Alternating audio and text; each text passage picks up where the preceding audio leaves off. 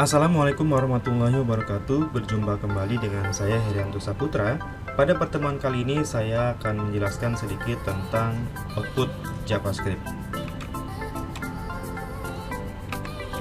Apa itu output JavaScript? Output adalah sebuah tampilan program yang biasanya digunakan untuk memperlihatkan hasil akhir. Nah, berarti output JavaScript adalah sebuah tampilan yang digunakan untuk memperlihatkan hasil akhir dari codingan JavaScript kita. Nah, di dalam JavaScript terdapat 4 cara untuk menampilkan codingan output JavaScript kita. Yang pertama adalah menggunakan dokumen write, yang kedua menggunakan console log, yang ketiga menggunakan alert, dan yang keempat menggunakan inner HTML.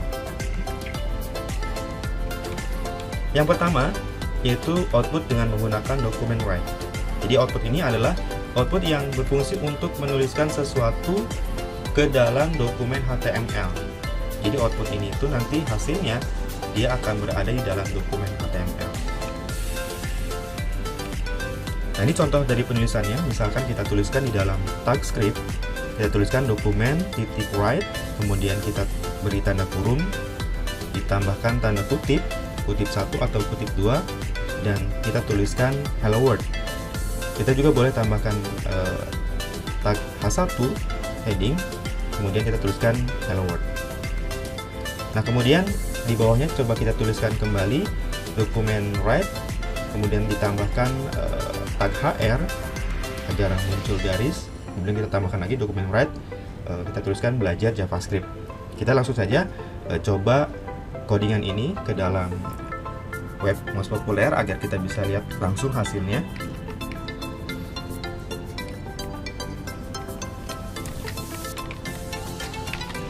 Kita tuliskan tag script terlebih dahulu.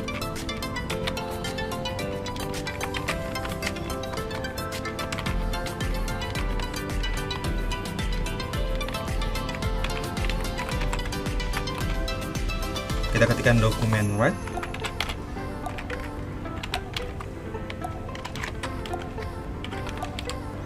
Hello world. Kita lihat hasilnya. Kita lihat hasilnya sudah tampil di sampingnya ya, dokumen write hello world. Kalau kita ingin menambahkan di bawahnya, kita tinggal copy paste. Misalkan kita ingin tambahkan tag HR di sini untuk menampilkan garis horizontalnya. Kemudian kita tambahkan lagi di sini teks, kita tuliskan belajar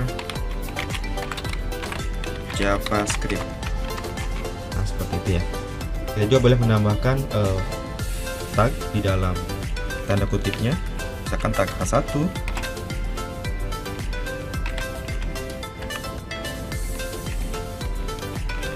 Nah, seperti ini. Ini adalah contoh dari output yang pertama, itu dengan menggunakan dokumen write. Yang kedua adalah output dengan menggunakan console log, yaitu output yang berfungsi untuk menampilkan nilai ke dalam konsol JavaScript atau menampilkan nilai ke dalam inspect elemen yang ada pada browser. Contoh penulisannya seperti ini, tetap berada di dalam tag script tentunya. Kemudian kita menuliskan console.log, kemudian di dalam tanda kurung, tanda kutip 1 atau 2, kemudian kita tampilkan hasil yang ingin kita lihat. Baik, misalkan kita hapus terlebih dahulu untuk dokumen write-nya, kemudian kita ganti console.log. Misalkan kita ingin menampilkan nilai 1, kita klik kanan, kemudian kita pilih inspect atau inspect elemen, kemudian kita pilih console. Nah, kita lihat di sini ada nilai 1 ya, ada nilainya 1. Kalau misalkan kita ingin menampilkan nilai string, maka kita beri tanda kutip 2 atau tanda kutip 1. Misalkan kita tuliskan nama di sini ASCII. Nah, dia akan menampilkan nilai ASCII di sini. Jadi ketika kita ingin menampilkan string, maka cukup menambahkan tanda kutip. Tapi kalau kita tidak menggunakan tanda kutip, maka dia tidak akan menampilkan hasil atau akan muncul pesan error gitu ya. Atau kita ingin menampilkan hasil nilai string, tapi kita menambahkan tag H1 di sini.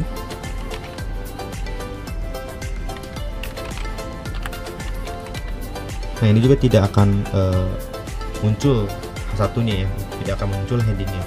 Makanya console log ini biasanya dia hanya akan menampilkan nilai dari suatu variabel atau nilai dari codingan kita, tapi dia tidak menampilkan dokumen HTML.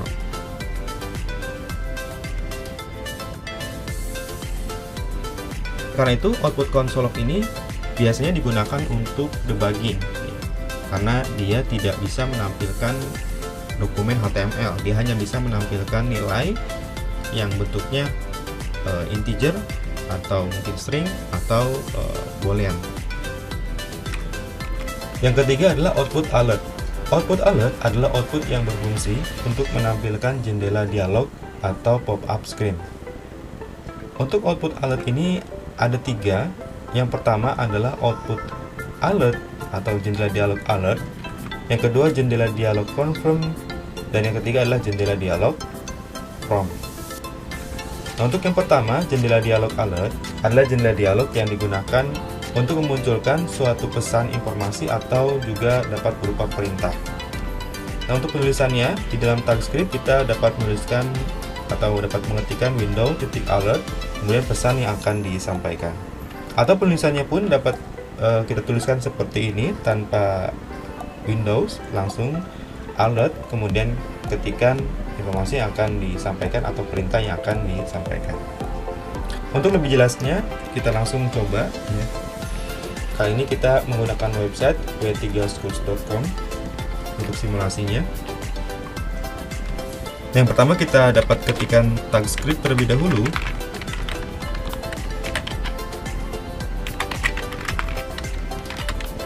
Kemudian kita bisa langsung ketikkan window.alert. Di dalam kurung kita beri petik 1 atau petik 2, kemudian kita ketikkan informasi atau pesan yang akan disampaikan. Misalkan login berhasil. Kita tes. Nah, pop-up-nya sudah muncul ya, login berhasil. Atau kita juga dapat mengetikkan langsung tanpa window seperti ini. Kita ganti pesannya, misalkan silahkan ketikkan password Anda.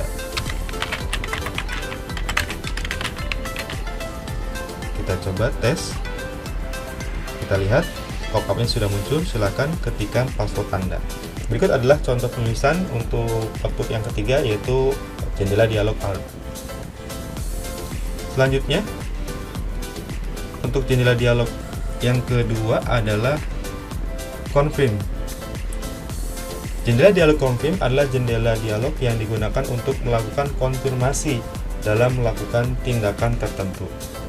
Untuk tulisannya dapat diketikkan langsung confirm, kemudian menanyakan informasi atau konfirmasi yang akan diberikan.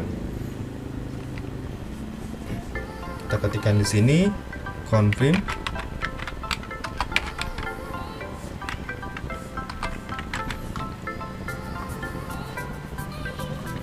Apakah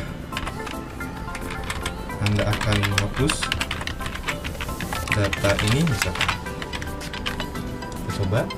Nah, di sini akan muncul pop-up atau dialog yang sini, apakah Anda akan menghapus data ini? Nah, jika oke, maka datanya terhapus misalkan, atau jika cancel, prosesnya dibatalkan misalkan. Nah, untuk melakukan proses confirm ini, kita harus membuat variabel terlebih dahulu agar nanti nilai true atau false-nya bisa kita gunakan untuk selanjutnya kita menggunakan logic if else ya. Misalkan seperti ini, variabel kita beri namanya saja variabel x sama dengan confirm. Nah, kita lihat dulu hasilnya. Menggunakan dokumen write,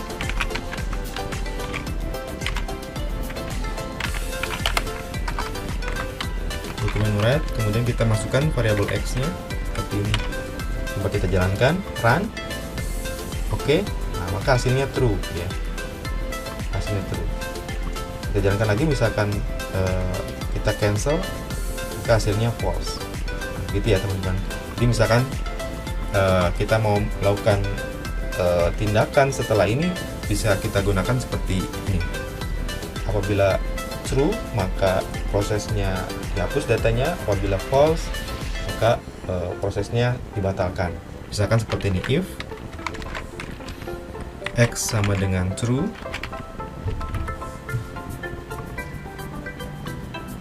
kita cut ini ya, kita cut, maka dokumen write data terhapus. Kemudian else atau if else false bisa juga.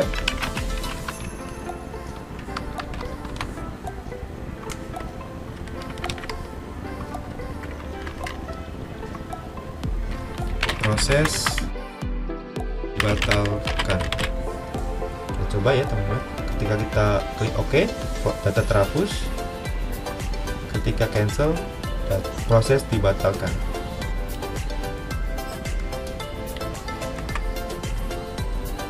Output jendela dialog berikutnya adalah output jendela dialog prompt. Output ini adalah output jendela dialog yang digunakan apabila kita ingin mengambil nilai atau data teks dari pengguna atau dari user. Oleh karena itu tampilannya nanti dia berupa pop-up, berupa jendela dialog, tapi nanti berupa input gitu ya. Untuk tulisannya seperti ini, prompt, kemudian pesan yang ingin disampaikan, dapat juga berupa pertanyaan, kemudian nilai defaultnya. Tapi jika tidak ingin ada nilai defaultnya, cukup dikosongkan saja. Contohnya misalkan variabel nama sama dengan prompt ketika nama Anda misalkan. Kemudian untuk defaultnya karena kosong, bisa kita kosongkan seperti ini. Atau tidak perlu menggunakan koma kemudian kutip dua, cukup ketika nama Anda di dalam tanda kutip. Kemudian kita bisa menampilkan hasilnya dengan mengetikkan dokumen write nama variabelnya. Misalkan seperti ini. Kita ketikkan variabel nama.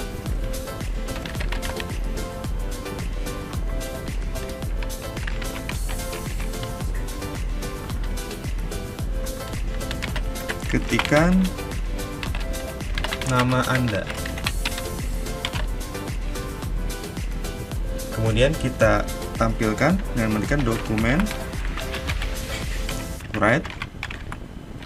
Nama variabelnya adalah variabel nama. Seperti ini. Kita coba jalankan. Misalkan namanya adalah Asti. Kemudian kita klik OK, maka akan muncul namanya sesuai dengan hasil dari inputan di awal. Jika kita ingin menambahkan nilai default, maka kita tambahkan di sini koma. Kemudian di sini kita ketikkan user misalkan. Coba run. Nah, sini sudah ada defaultnya ya, nilainya user. Kita ganti misalkan tadi Rafa. Kita ketik OK. Nah, tadi akan muncul. Kita juga bisa menambahkan di sini untuk tag heading dan sebagainya. Misalkan kita tambahkan tag H2.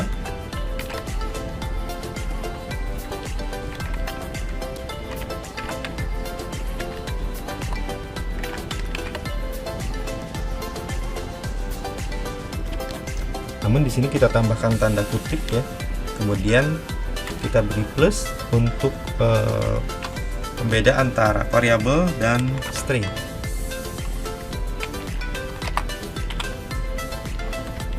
Seperti ini kita coba run. Namanya misalkan Asti. Oke. Maka Astinya dia hurufnya lebih besar karena menggunakan H2. Kita juga bisa menambahkan string lain, misalkan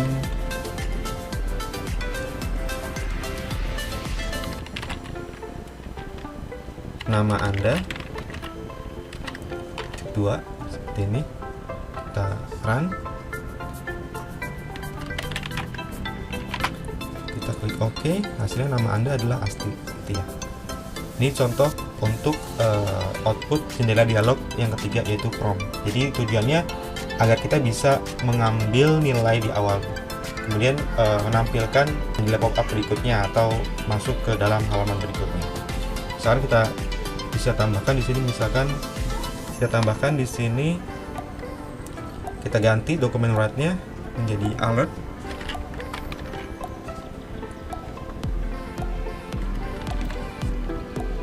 Kita ganti pesannya, terima kasih.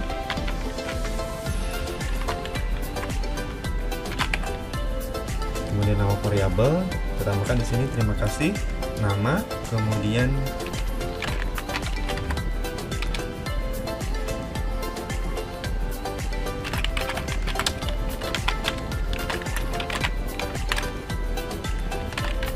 seperti ini. Kita coba jalankan, run. Kita ketikkan misalkan Asti, kita klik OK. Nah, di sini ada terima kasih, Asti telah daftar di website kami. Namun H2-nya tidak bisa tampil ya, karena ini bentuknya pop-up. Jadi nanti kita hapus saja H2-nya. Tapi kalau berupa halaman, ya, H2 ini bisa tampil. Ya, demikian itulah contoh untuk output dialog prompt ya. Selanjutnya output yang keempat yaitu adalah inner HTML. Inner HTML adalah output yang berfungsi menulis sesuatu ke dalam elemen HTML. Dan ini termasuk output yang banyak digunakan ya. Karena di sini nanti dia akan tampil ke dalam tag HTML atau ke dalam elemen HTML. Contoh penulisannya seperti ini. Berikut adalah contoh penulisan, berikut adalah contoh yang nanti hasilnya itu akan tampil ke dalam elemen atau tag div ya. Di sini ada tag div, berikut atributnya hasil. Nah, maka nanti akan muncul hasilnya ini di dalam div. Kemudian variabel hasil sama dengan dokumen get element by ID hasil. Artinya di sini kita mengambil dulu ya objek yang ada pada ID hasil. Kemudian variabel hasil titik inner HTML menampilkan hello world, yang mana H2 ini nanti akan muncul di dalam tag div.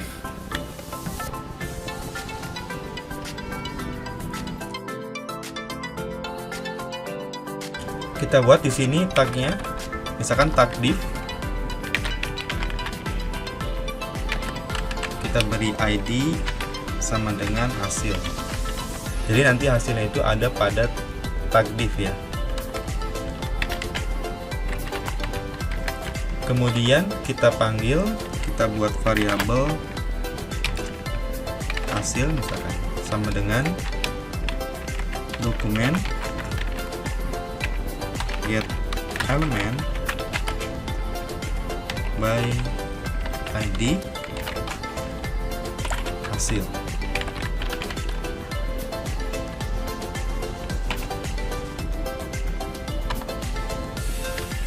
Dan kemudian kita tambahkan hasil inner HTML sama dengan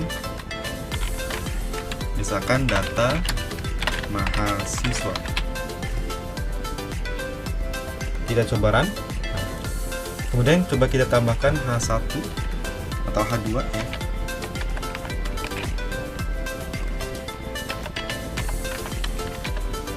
Kita run. Nah, kita lihat hasilnya data mahasiswa. Untuk melihat perbedaannya, kita bisa tuliskan di sini, misalkan data awalnya adalah data nilai, kemudian kita beri tombol di sini,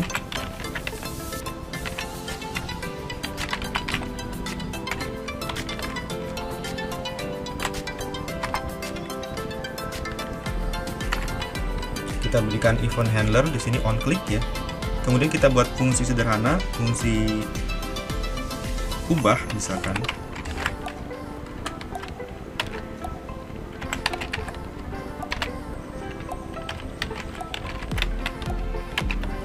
seperti ini. Jadi on click dia akan menjalankan sebuah fungsi sederhana, yaitu fungsi ubah, dan kita buatkan di sini menjadi fungsi ubah.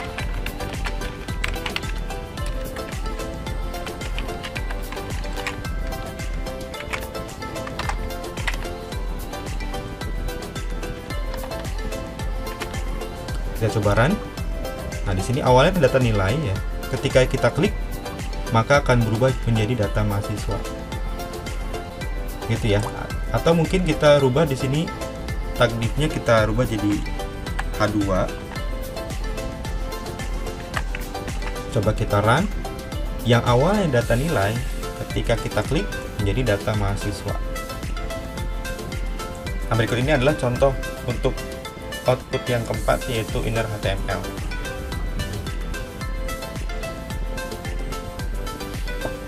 Baik, demikianlah untuk materi kali ini tentang output JavaScript. Apabila teman-teman punya usulan atau masukan untuk materi berikutnya, silakan untuk tulis komentar di bawahnya. Untuk pertemuan kali ini saya rasa cukup. Terima kasih. Assalamualaikum warahmatullahi wabarakatuh.